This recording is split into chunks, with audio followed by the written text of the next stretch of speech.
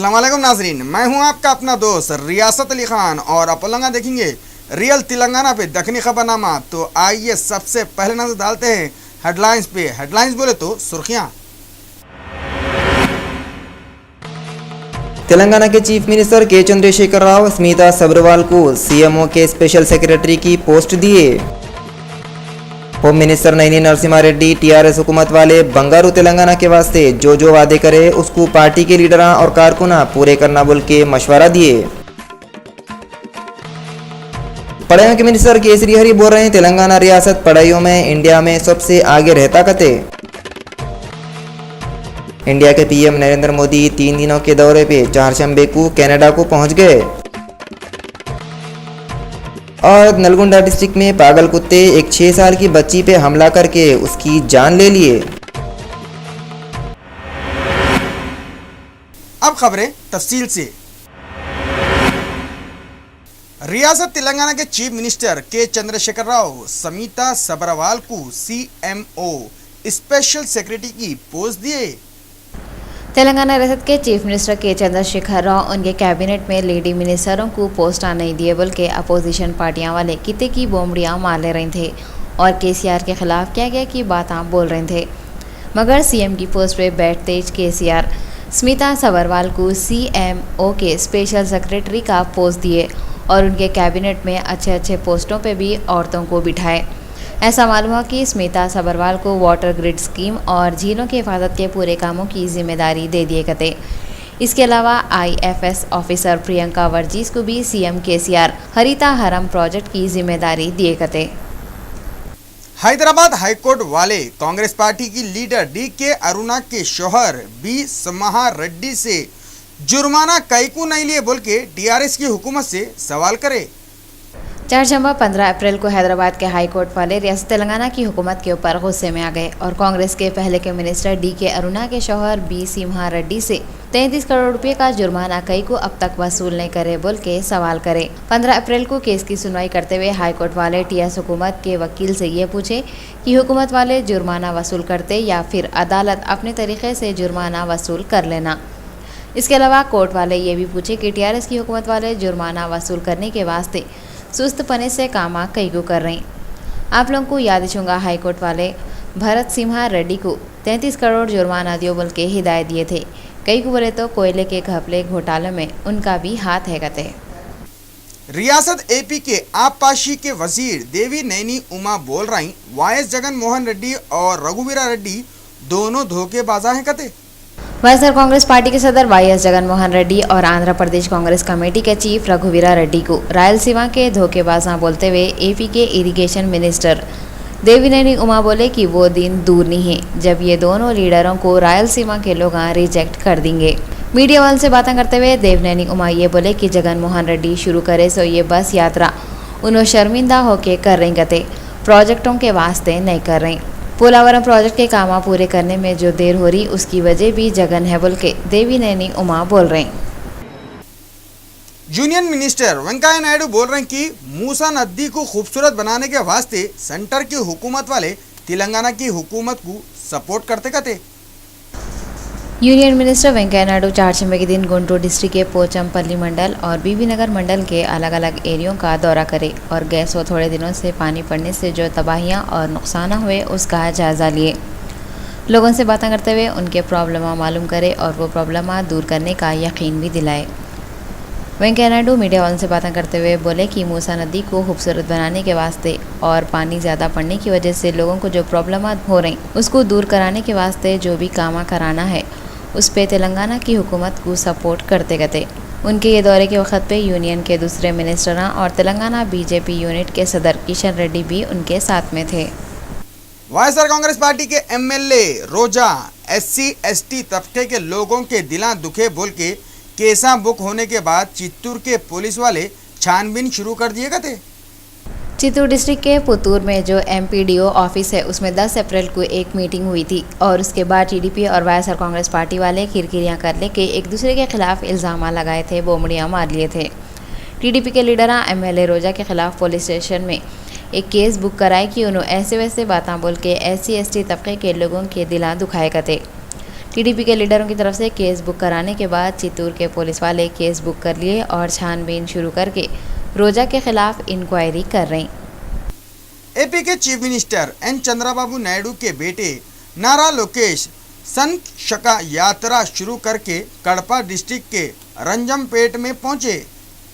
TDP welfare fund के coordinator और रियासत आंध्र प्रदेश के chief minister N Chandrababu Naidu के बेटे नारा लोकेश चारशंबे को उनकी संघ सीमा यात्रा शुरू करके कड़पा डिस्ट्रिक्ट के राजमपेटा मंडल को पहुंच गए। वहां पे टीडीपी के कारकुना उनका जबरदस्त तरीके से वेलकम करे। नारा लोकेश वहां पे टीडीपी का झंडा लहराए और टीडीपी के कारकुनों के साथ मीटिंग करे, मगर पार्टी के वर्करां उस वक्त पे बहुत बहरान हो गए जब नारा लोकेश टीडीपी के फाउंडर एनटीआर के पुतले पे फूला नहीं चढ़ाए, ना तो तकरीर में एक बार भी एनटीआर का नाम लिए। लीडरां लोग ये देख के बहरान हो रहे थे कि लोकेश खुद तो फूलों के हारा पहन रहे, लोगों के वेलकम पे खुश हो रहे, मगर उन्होंने एनटीआर को एक बार भी याद नहीं कर रहे। उन्होंने ये यात्रा के वक्त पे तकरीर करते हुए जगन मोहन रेड्डी के ऊपर बहुत कुड़कुड़ा लिए। लोकेश ये यात्रा टीडीपी के कारकुनों की भलाई के वास्ते निकाले कते।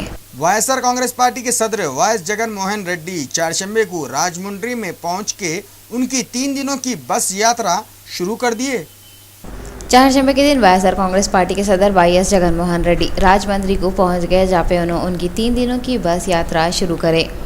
ये यात्रा करके उन्होंने टीडीपी हुकूमत वाले जो इरिगेशन के डिपार्टमेंट के साथ हरकतें कर रहे हैं वो लोगों के सामने लाना चाह रहे हैं। ऐसा मालूम हुआ जगन पूरे पेंडिंग प्रोजेक्टों की डिटेल मालूम करके एक रिपोर्ट बनाते गए।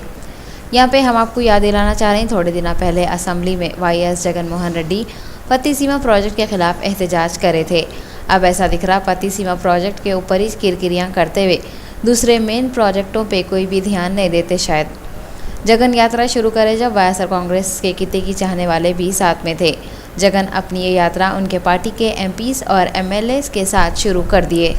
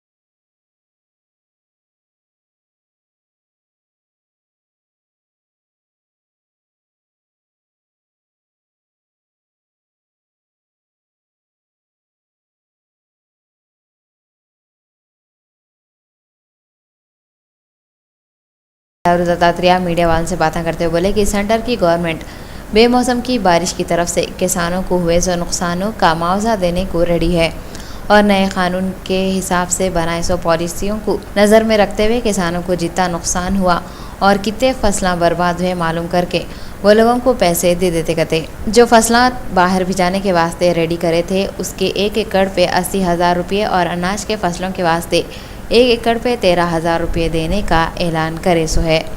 और तो और नए कानून के हिसाब से स्टेट की गवर्नमेंट को भी किसानों को हुए सो नुकसान के वास्ते पैसे देना बोल के सेंटर के मिनिस्टर बंडारू दत्तात्रेय बोले।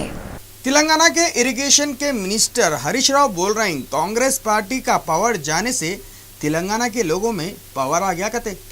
तेलंगाना के इरिगेशन के मिनिस्टर हरीश राव बोल रहे हैं कांग्रेस पार्टी का पावर जाने से तेलंगाना के लोगों में पावर आ गया कहते। ये बात इन्हों करीमनगर के रिकुर्ती में हुए सो एक प्रोग्राम में बोले। इन्होंने प्रोग्राम में कन्वीनियर बन के गए थे।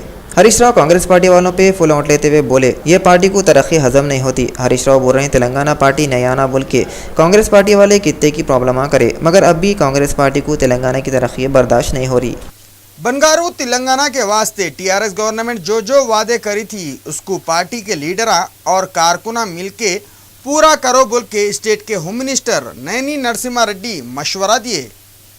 अलग तेलंगाना स्टेट के वास्ते जो लोग अपनी जाना कुर्बान करे, असल में तो तेलंगाना उनकी तरफ से मिलासो है और बंगारू तेलंगाना का जो सपना है उसको पूरा करने के वास्ते पूरे लोग मिलके कामा करे तो सुनहरा तेलंगाना हासिल होता बोल के तेलंगाना के होम मिनिस्टर नैनी नरसिम्हा रेड्डी बोले। चारशंबे के दिन चंपापेट के एरिया में हैसो एक फंक्शन हॉल में एक जलसा करेगा थे। ये जलसे में स्टेट के मिनिस्टर महेंद्र रेड्डी, वखाराबाद के एमएलए के ईश्वर, मेडचल के एमएलए श्रीधर रेड्डी वहाँ पे आए हुए थे। ऐसे रंगारेड्डी डिस्ट्रिक्ट से टीआरएस पार्टी के बड़े नागेंद्र गौड़ को बनाए थे। उतने वक्त में तेलंगाना के home minister Naini Narasimha Reddy media वालों से बातें करते हुए बोले कि सेपरेट तेलंगाना स्टेट जो मिला वो कितने के लोग अपनी जान कुर्बान करे बोल के मिलासो है और बंगारू तेलंगाना बनाना हम सब का सपना है बोले। मगर इलेक्शनों से पहले टीआरएस गवर्नमेंट जितने भी वादे करे उसको पूरा करते हुए पब्लिक की उम्मीदों पे खरा उतरना और पब्लिक का भरोसा हासिल करने के वास्ते पार्टी के कारकुना और लीडरों को अच्छे काम करो बोल के होम मिनिस्टर मशवरा भी दिए। तेलंगाना के डिप्टी सीएम मोहम्मद महमूद अली और मिनिस्टर टी श्रीनिवास यादव 24 अप्रैल को जो मीटिंग होने वाली है उसके कामों का जायजा लिए। रियासत तेलंगाना की हुकूमत वाले 24 अप्रैल को प्रिलिमिनरी मीटिंग करने वाले हैं, जिसमें तेलंगाना के पूरे 10 डिस्ट्रिक्टों के लीडरों के साथ साथ पूरे एमएलएस एमपियां एलबी स्टेडियम में जमा हो रहे हैं और निज़ाम कॉलेज ग्राउंड पे ये लोगों के वास्ते दोपहर के खाने का इंतजाम भी करेगा थे। निज़ाम कॉलेज ग्राउंड में तैयारियां कैसे चल रही हैं इसका जायज़ा लेने के वास्ते डिप्टी सीएम मोहम्मद महमूद अली और टी श्रीनिवास यादव निज़ाम कॉलेज का दौरा करे। इनके साथ में एमएलसी सलीम और दूसरे लोग भी थे। मीडिया से बात करते हुए मोहम्मद महमूद अली बोले कि 24 अप्रैल को जो प्रोग्राम होने वाला है इसमें 50,000 लोगों के खाने का इंतज़ाम करे। एक सवाल के जवाब में मोहम्मद महमूद अली बोले कि दूसरे रियासतों के लीडर जो सेक्युलर है और तेलंगाना तहरीक को सपोर्ट करे थे उनको भी बुलाने के बारे में सोचते करते। फेक इनकाउंटर के खिलाफ एमआईएम वालों का खिलवत ग्राउंड में एक एहतजाजी जलसा हुआ। खिलवत के मैदान में मंगल की शाम को मुस्लिम मुत्तहिदा मजलिस अमल की निगरानी में एक जलसा हुआ। ये जलसे में एक करारदार भी मंजूर करे थे। ये करारदार में तेलंगाना हुकूमत से 5 मुस्लिम नौजवानों का पुलिस वाले जो मर्डर कर दिए उसकी एसआईटी के ज़रिए इंक्वायरी के ऐलान से पूरे लोग नाराज़ है कते और तेलंगाना के मुसलमान तो इस मामले की सीबीआई के ज़रिए छानबीन कराओ बोल के डिमांड कर रहे हैं। ये जलसे में ऑल इंडिया मजलिस इत्तेहादुल मुस्लिमीन के बड़े और हैदराबाद के एमपी बैरिस्टर असदुद्दीन ओवैसी, मौलाना मोहम्मद अब्दुल रहीम कुरैशी, रहीमुद्दीन अंसारी, मौलाना अकबर निज़ामुद्दीन और दूसरे लोग भी आए हुए थे। ये जलसा मौलाना मोहम्मद अब्दुल रहीम कुरैशी की सदारत में हुआ और पूरे लोग अपने अपने खिताबा भी करे। अपने खिताब में ऑल इंडिया मजलिस इत्तेहादुल मुस्लिमीन के बड़े बैरिस्टर असदुद्दीन ओवैसी बोले कि ये जलसा करने का असल मकसद इंसानियत को ज़िंदा रखना है कते। कई को बोले तो गए 100 दिनों में जो केसा हुए बोले तो मुस्लिम नौजवानों का जो मर्डर कर दिए वो फर्जी इनकाउंटर था और असल में मर्डरिज था बोल के बोले। इस वास्ते ऑल इंडिया मजलिस इत्तेहादुल मुस्लिमीन के बड़े असदुद्दीन ओवैसी तेलंगाना की चीफ मिनिस्टर के चंद्रशेखर राव से डिमांड कर रहे हैं कि जो पुलिस वाले ये केस में शामिल है उनके खिलाफ फौरी कार्रवाई करो बोले। उतने वक्त में इन्हों मुंबई पुलिस वाले अजमल खसाब के मामले में किस तरह से केस हैंडल करे थे बोल के इनकी तारीफा भी करे। इन्हों बोले कि ये किसी मजहब के वास्ते नहीं बल्कि इंसानियत को जिंदा रखने के वास्ते ये प्रोटेस्ट कर रहे सो है। आखिर में असदुद्दीन ओवैसी नौजवानों को कानून को हाथ में नको लियो बोल के भी मशवरा दिए। उतने वक्त में दूसरी जमातों के कितने की बड़े बड़े लोग भी आए हुए थे। जिले वरंगल प्रकाल कने चारशंबे के दिन भयानक रोड एक्सीडेंट हुआ जिसकी तरफ से स्कूल के 3 स्टूडेंट खूनम खान हो गए।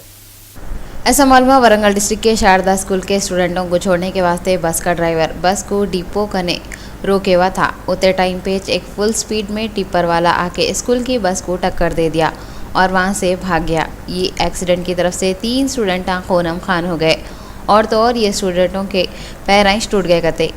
ये स्टूडेंटों को जब का जब हॉस्पिटल को लेके गए। एरिया के लोग ये एक्सीडेंट की इतला पुलिस वालों को दिए। पुलिस वाले एक केस बुक करते हुए इंक्वायरी में लगे हुए हैं।